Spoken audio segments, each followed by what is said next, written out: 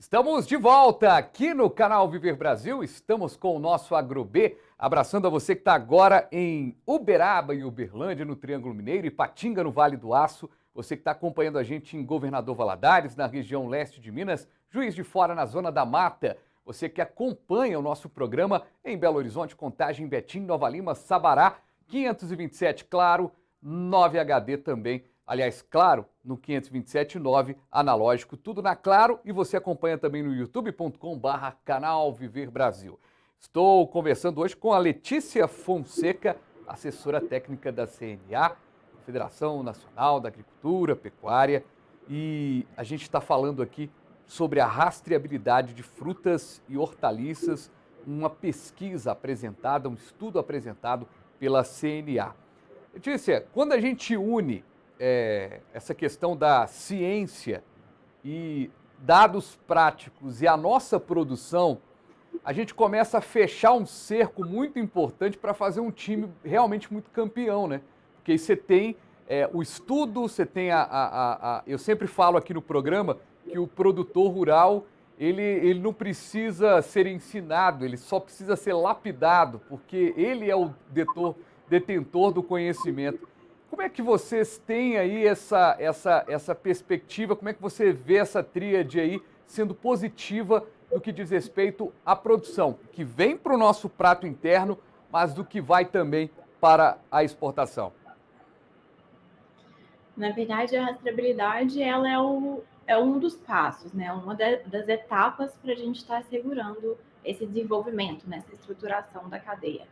A rastreabilidade, quando a gente pensa enquanto geradora e uma fonte de informação para o produtor, para nós enquanto consumidores, ela também é uma fonte de gestão, né? O produtor, ele, a partir do momento que ele anota ali as informações, ou até nós, enquanto fornecedores e atuantes na cadeia, a gente tem também mais dados para estar trabalhando o setor. Então, eu tenho informação de quanto de tomate, por exemplo, é produzido em cada região, quanto desse tomate foi produzido em estufa ou foi a campo, quais foram as tecnologias utilizadas e, principalmente, quais são as tecnologias, quais são as técnicas que têm que ser aprimoradas.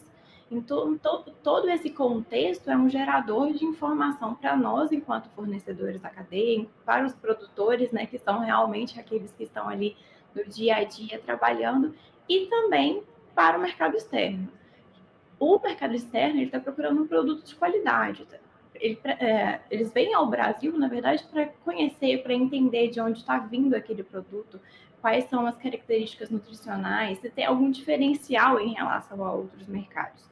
Então, a partir do momento que a gente busca esses diferenciais, seja pelas características de qualidade, ou seja pelas informações, né, inerentes àquele produto, a gente está conseguindo uma etapa a mais, um diferencial a mais para estar conquistando esse mercado lá fora. E a rastreabilidade é uma dessas etapas. Ela não garante, né, com certeza, a abertura ou a manutenção desses mercados, mas é uma exigência que a gente vem sempre trabalhando. Isso não só para o mercado de frutas e hortaliças, né, mas o mercado agrícola e pecuária como um todo. Isso é interessante demais. E quando a gente fala da rastreabilidade, e aí eu me pergunto, Letícia, você que está aí acompanhando de perto isso, apresentar isso para o produtor num primeiro momento, como é que é? Como é que ele recebe? Como é que o produtor percebe isso no início? Porque no início pode parecer... Aliás, eu estava até vendo a live de vocês, né, da CNA, vocês apresentando, que muitos produtores desconheciam até o que é a rastreabilidade, algo que foi explicado. Mas ao conhecer e saber a rastreabilidade, aqui em Minas, né, a gente tem a fama de ser desconfiado, né? Então o produtor mineiro, por exemplo, será esse trem aí? Como é que é? Vai dar uma olhada aqui, vai rastrear o que eu estou fazendo e tudo mais. Como é que o produtor recebe isso, Letícia, no dia a dia, para fazer, até mesmo para fazer o estudo? Então, eu sou mineira, então conheço aí o que você está comentando sobre a desconfiança, mas na verdade eu acho que isso não é só do produtor, né? Nós, enquanto seres humanos, a gente tem uma tendência, né, a desconfiar, a ficar um pouco com o pé atrás, digamos assim, num processo de mudança, porque a rastreabilidade é um processo de mudança, é um processo de adaptação para o produtor e para todo mundo que está envolvido na cadeia. Então, com certeza, no primeiro momento pensa, né? Nossa, mas é algo a mais? E é exatamente esse o nosso papel, é mostrar o que é a rastreabilidade, mostrar, desmistificar, na verdade, a rastreabilidade, que ela é sim mais uma etapa, mas é uma etapa que quando a gente coloca na balança, né, seus prós e contras, ela pode ser sim positiva para o produtor, positiva para a cadeia como um todo, porque nós não podemos pensar também só no que está sendo produzido, só no produto ali, a gente tem que pensar na viabilidade e na continuidade da cadeia, né? Pensar que todo mundo está conseguindo ali sempre dar continuidade e vencer dentro da cadeia produtiva. Então, no primeiro momento, a gente tem que explicar. Vai ter produtor que fica mais interessado, tem produtor que fica mais curioso, outros que já pensam que é um problema mais, mas a partir do momento que a gente explica que não, não é porque ele fez o registro ali que todo mundo tem acesso a essa informação.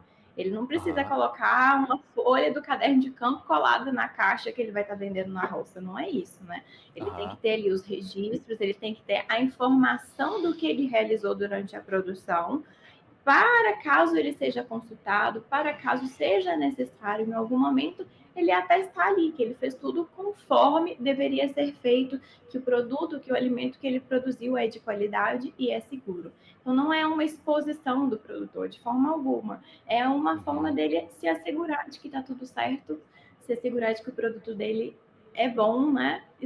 Inclusive, ele conhecer um pouquinho mais da própria propriedade. Então, a gente vem sempre trabalhando nesse contexto, tentar mostrar para o produtor que, no final das contas, é um ponto positivo, é algo que vai trazer benefícios à sua produção.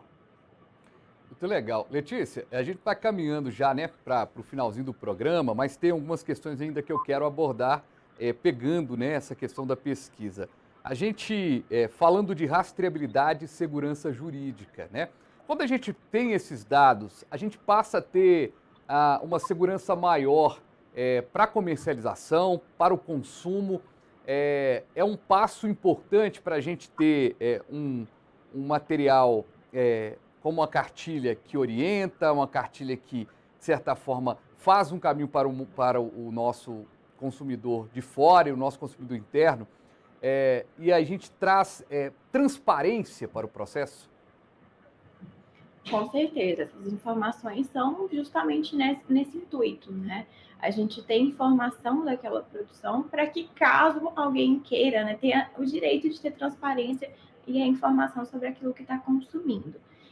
Então, o intuito é esse, a gente tanto trazer essa informação para o produtor, né, quando a gente faz as cartilhas, por exemplo, os vídeos, que são para responder aquelas dúvidas mais corriqueiras, é justamente para que o produtor consiga vislumbrar essa possibilidade de ter as informações anotadas e garantir que o consumidor vai pegar aquele produto que ele está ali adquirindo e vai saber de onde veio, vai saber que aquilo ali foi feito conforme a legislação, conforme as indicações que a gente tem para que o produto seja seguro para alimentação.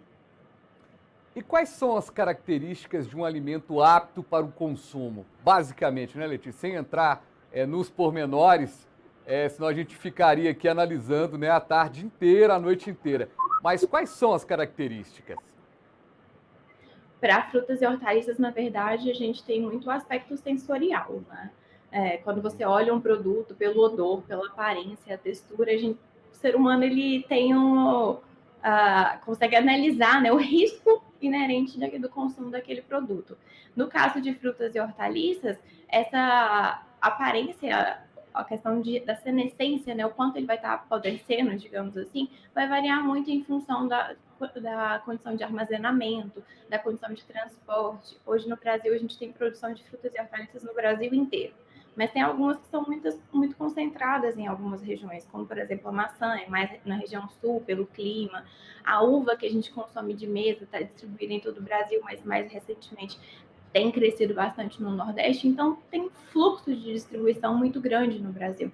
E isso acaba influenciando a qualidade do produto, né? Se esse produto não é transportado com refrigeração, por exemplo, não é acondicionado em embalagens adequadas, ou quando chega no supermercado também não tem tato, né, não tem zelo com aquele produto, querendo ou não, vai influenciar também nas características sensoriais e na própria aparência daquele produto.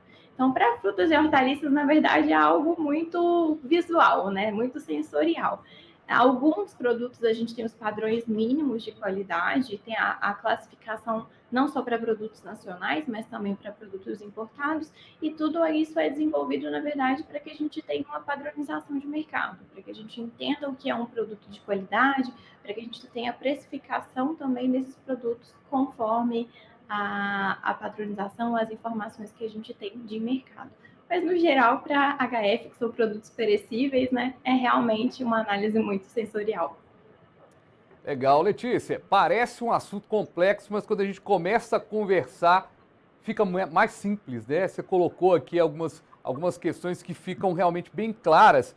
E o produtor que está nos acompanhando, que de repente quer conhecer um pouco mais, tem uma cartilha que é possível todo mundo acessar, né? Como é que a pessoa faz para acessar essa cartilha? Essa cartilha, ela explica exatamente como implementar essa rastreabilidade vegetal, né? Exatamente. Ela está tanto no nosso site, quanto também na plataforma do AgriTrace, os vídeos também no nosso canal do YouTube, e ela mostra esse passo a passo. Então, por exemplo, o produtor ele precisa fazer um caderno de campo. Na cartilha fala o que é o caderno de campo, quais informações devem estar elencadas dentro do caderno de campo, quem tem que fazer realmente a rastreabilidade, porque a gente fala muito do produtor, mas como a gente disse, não é só o produtor, o distribuidor também, quem pode estar fiscalizando a rastreabilidade. Então a cartilha vai respondendo essas perguntas mais direcionais, né, que a gente tem dentro da instrução normativa, para tornar tudo de uma forma mais palatável, mais fácil de interpretar para quem está lendo do que a instrução normativa, um texto que acaba sendo um pouquinho mais detalhado em comparação aos textos que a gente escreve quando voltados ao produtor. Letícia, eu só tenho a agradecer demais a sua presença aqui com a gente e eu acho que o nosso público ficou curioso. Que a gente falou assim, né, do mineirinho desconfiado. Você falou, sou mineira. Você é mineira de onde, Letícia? Sou mineira de Timóteo. Você falou Ipatinga e o coração até bateu. Ah, que bacana. Faz pouco calor lá na sua cidade, pouco calor, Nossa, né? pouco. Bacana demais. Timóteo conhecido também, né, como Acesita, né? Muita gente conhece pela empresa que teve, então muita gente, sou morador de Acesita. Então Timóteo tem um sinônimo aí, né? Então tem gente, moro em Acesita, Coronel Fabriciano e Patinga, turma que está nos acompanhando, claro, vendo o programa. Letícia Fonseca, que é assessora técnica da CNA. Muito obrigado, viu, Letícia? Parabéns aí pelo seu trabalho, obrigado pelas explicações todas, pelos esclarecimentos e até uma próxima. Obrigada a você, até mais. E eu agradeço a você também, telespectador, você telespectadora, você que esteve aqui com a gente nesse programa. A gente volta numa próxima edição. Valeu!